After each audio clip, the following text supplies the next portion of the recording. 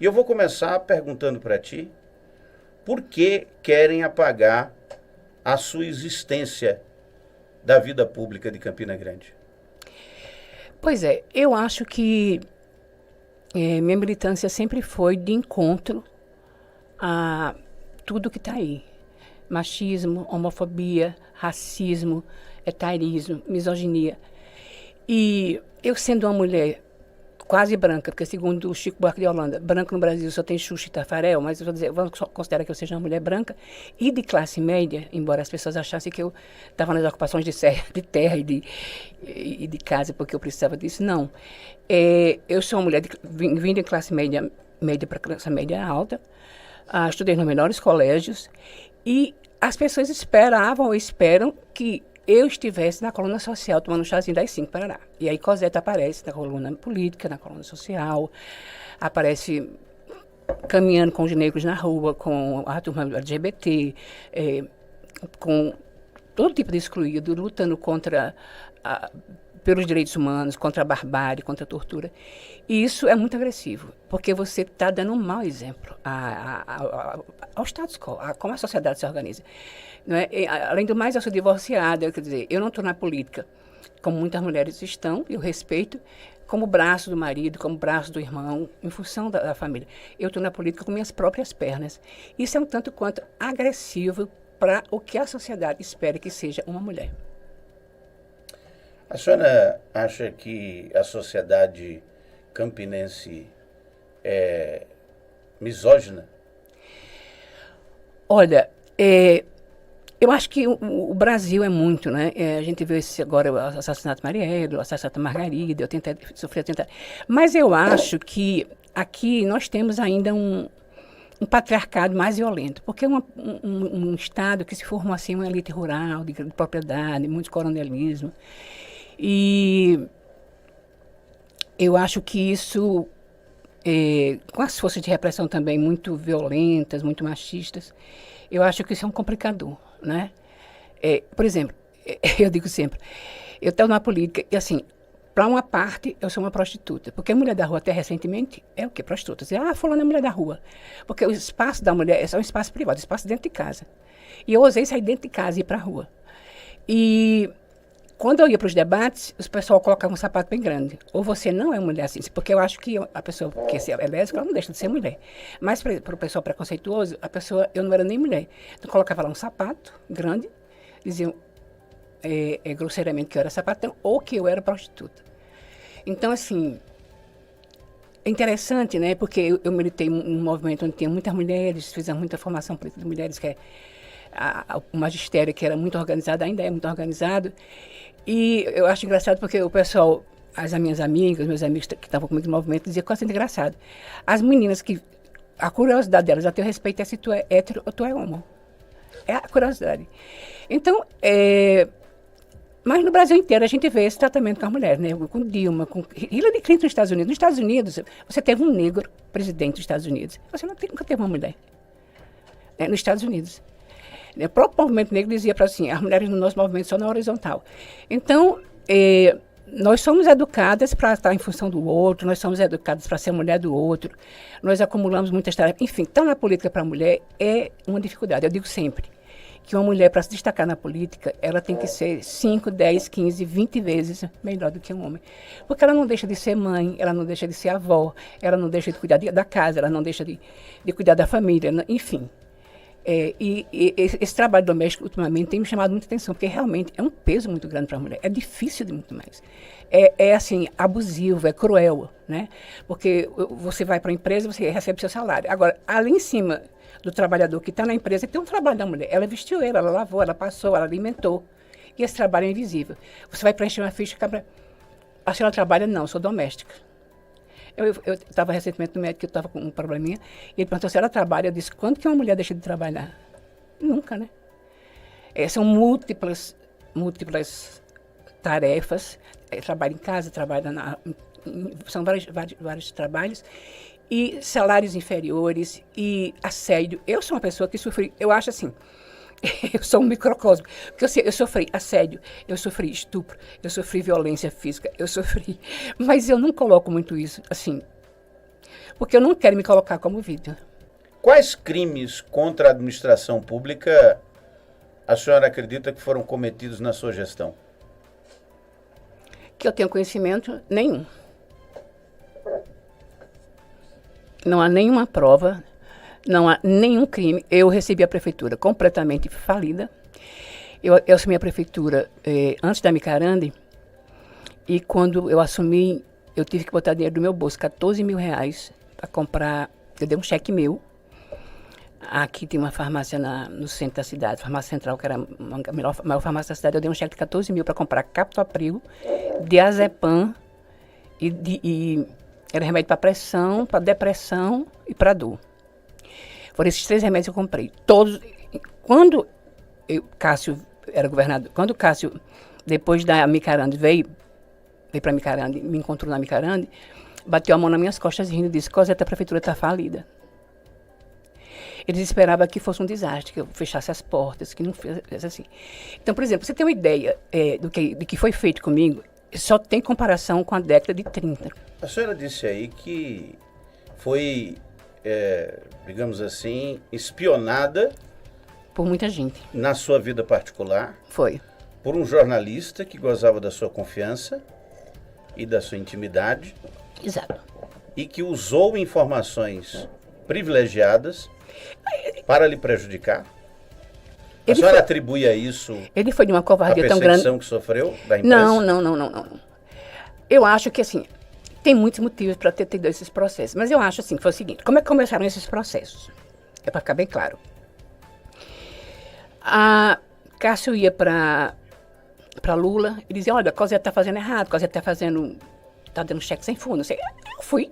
Uma coisa, eu vou fazer uma auditoria. Porque eu falava com a secretária de Finanças, ela dizia: isso é mentira, eu sou uma pobre coitada, não está acontecendo nada disso. Ela estava transferindo realmente recursos de secretarias de obras para a folha de pagamento, porque a prefeita e o prefeito, foi uma lei de Cássio, que eu acho que deveria ter um limite aí, a prefeita não assina nenhum cheque. Eu não posso pagar R$1. Então eu fico isso à disposição, porque aí o prefeito nenhum responde processo. Nenhum prefeito respondeu o processo, não é porque não fez errado, não. É porque não tinha isso. Só quem respondeu o processo fui eu. Que não tinha orçamento, que em 2 anos foi essa catástrofe.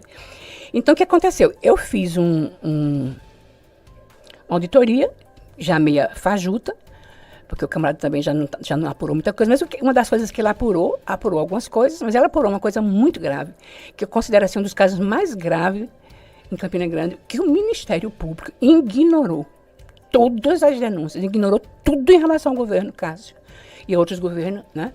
E aí eu tinha um menino que era um assessor, agente duplo, e disse para mim o seguinte: olha, você só tem uma saída, é mandar esses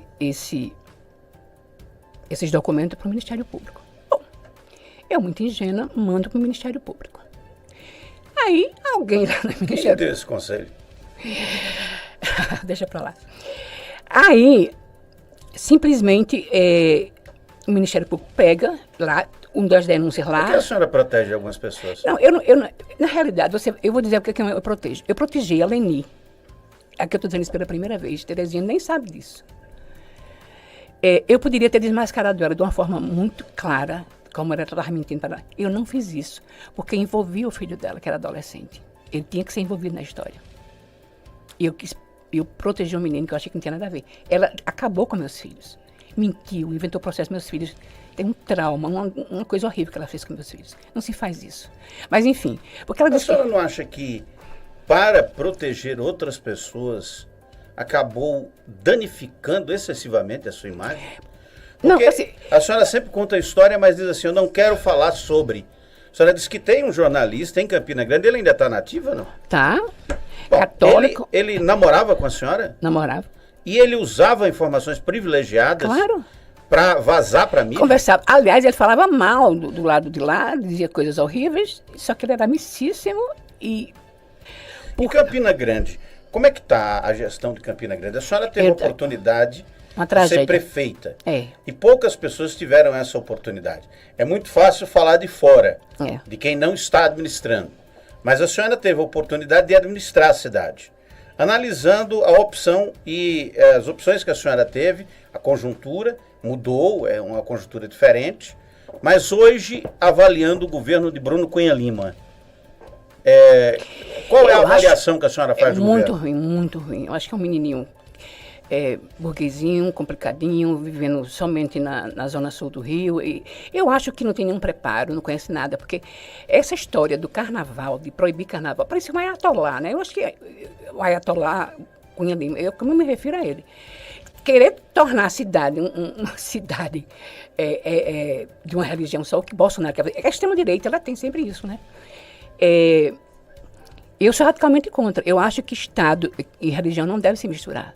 Eu acho que o Brasil é um país multicultural, um país multirreligioso, tem católico, dentro do catolicismo já tem suas divisões, da Opus Dei aos carismáticos, aos jesuítas, tem outras concepções. Os evangélicos têm desde os protestantes mesmo da Reforma, aos pentecostais e agora esses neopentecostais, né, que estão mais ligados ao Antigo Testamento, né, não é Jesus, mas é Moisés, estão mais preocupados com Moisés que com Jesus Cristo.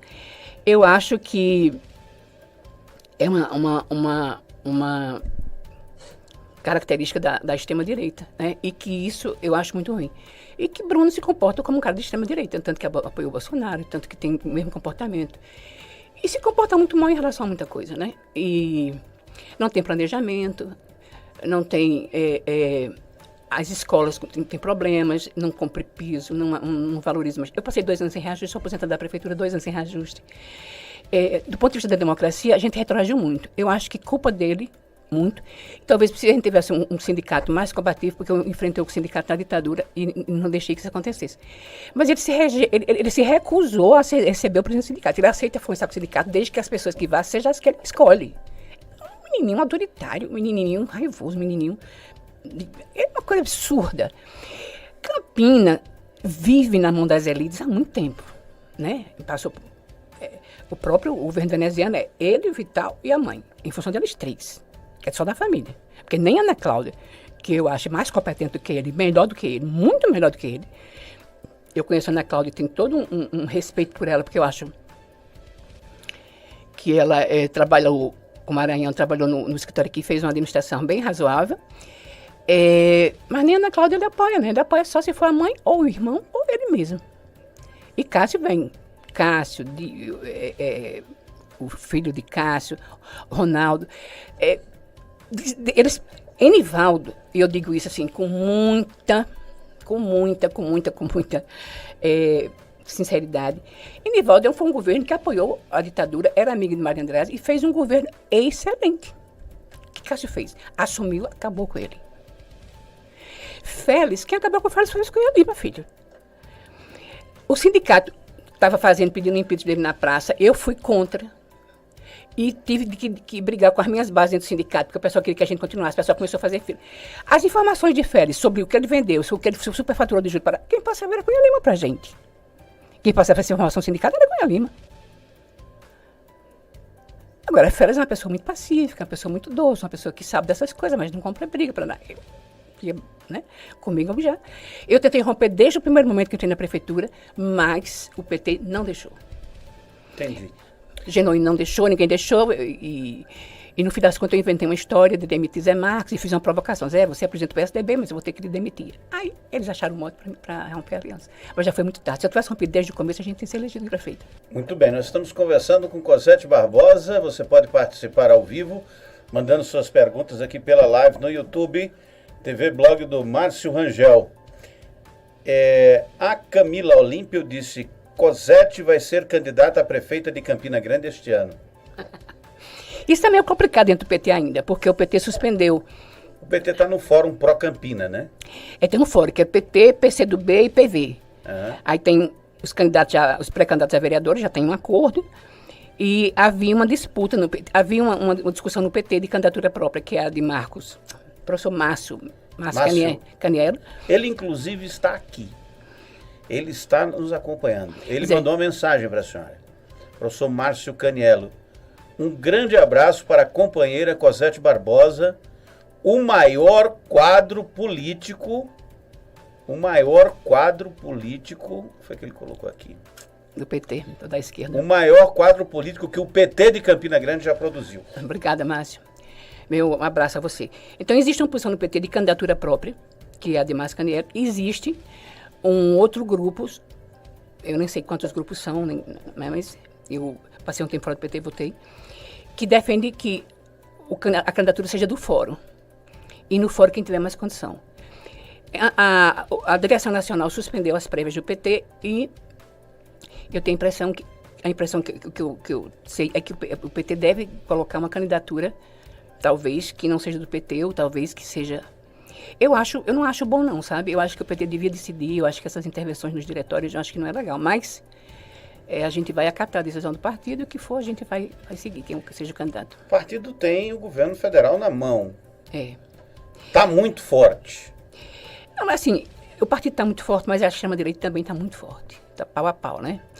Então, assim, o que a Nacional está pensando é de colocar... A gente fez, na realidade, uma frente para eleger Lula, né? Lula não se elegeu só pelo PT, foi uma frente. Sim. Com exceção da canalice do Ciro Gomes, que continua fazendo canalice.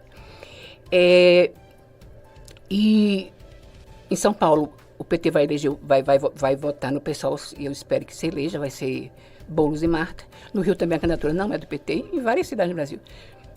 Aqui pode ser Caniello e Cosette?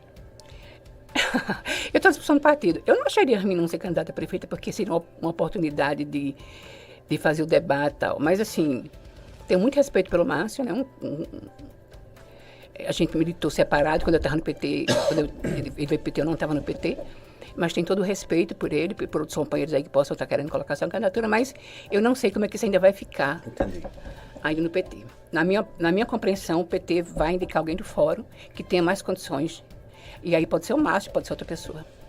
Cosette, como você avalia a política Daniela Ribeiro, senadora do Partido Progressista da Paraíba? Olha, eu acho assim, a Daniela ela tinha muito carisma, ela tem potencial. Agora, eu acho que ela não é prioridade assim para muita coisa, por ser mulher mesmo dentro da família. Eu acho que a Aguinaldo ali que organiza tudo. Mas eu tive umas 3 conversas com a Daniela, inclusive quando ela era candidata a prefeita, ela teve... Eu acho que eu estive lá na Granja uma vez, ela teve 2 vezes lá em casa. Eu acho ela uma pessoa inteligente, acho ela tinha muito carisma, nunca mais a gente conversou, mas ela é uma pessoa que tem carisma, inteligente.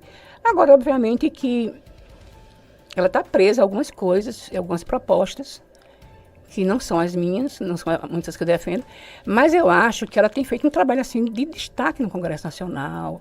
Eu acho que ela tem se posicionado, né, muito bem. Eu acho que ela é uma pessoa um pouco também de conciliar. Assim, não é uma pessoa que eu